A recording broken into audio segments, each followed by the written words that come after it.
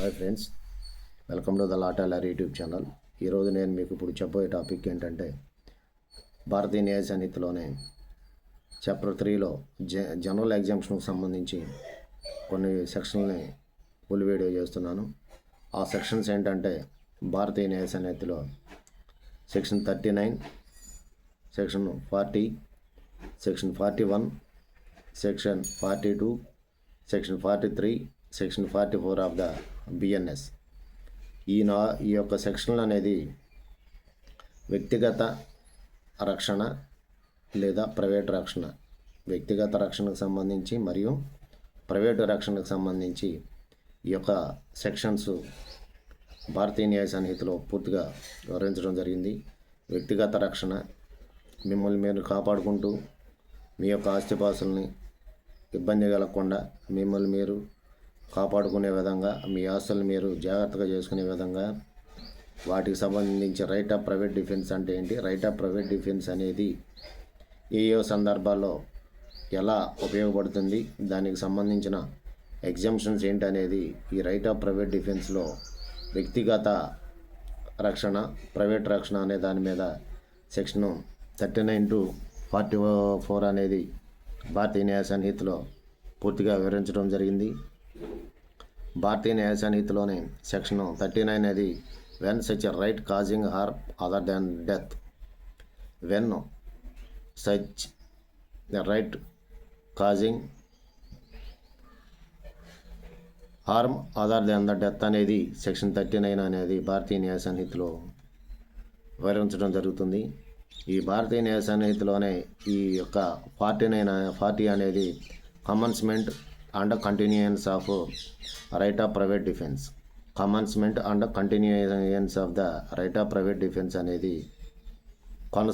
కొనసాగింపు, ప్రారంభం అనేది రైట్ ఆఫ్ ప్రైవేట్ డిఫెన్స్కి సంబంధించి మీ యొక్క ప్రైవేట్ డిఫెన్స్ని కొనసాగించడం, ప్రారంభించడం అనే దాని గురించి సెక్షన్ 40 అనేది ఈ భారతీయ న్యాయ సంహితలో పూర్తిగా వివరించడం జరుగుతుంది. ఫ్రెండ్స్, ఈ 41 అనేది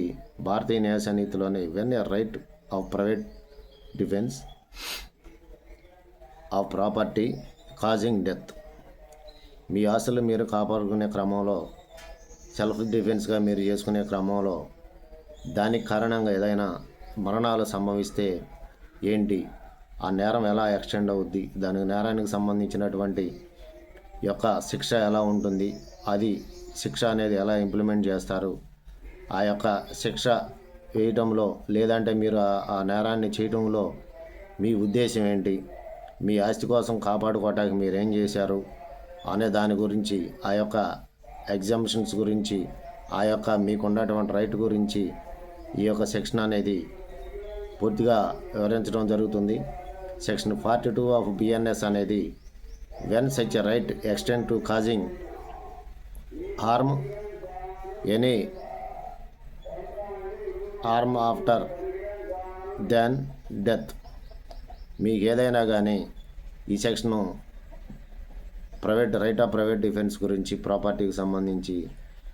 ఏ రకంగా మీకు ప్రాబ్లమ్స్ వస్తే మీరు ఫేస్ చేయాలనేది వివరిస్తుంది. అలాగే సెక్షను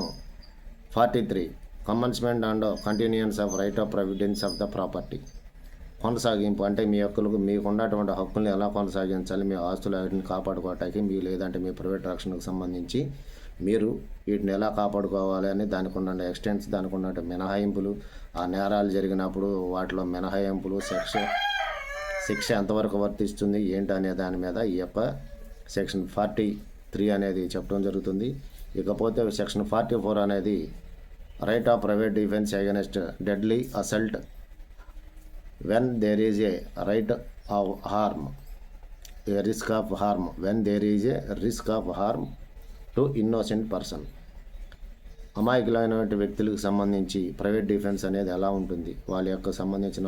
ఆస్తులకు సంబంధించి, వాళ్ళకు సంబంధించి వాళ్ళ మీద, అమాయకమైన ప్రజల మీద ఏదైనా దాడులు జరిగినప్పుడు, ఏదైనా అఘాయిత్యాలు జరిగినప్పుడు అటువంటి వాటిల్లో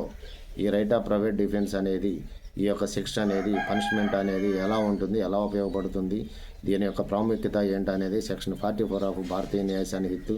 చాప్టర్ 3లో పూర్తిగా వివరించడం జరిగింది. ఫ్రెండ్స్, ఈ యొక్క భారతీయ న్యాయ సన్నిహితలోనే సెక్షన్ 39 to 44 అనేది వ్యక్తిగత ప్రైవేటు రక్షణ అనే వాటి మీద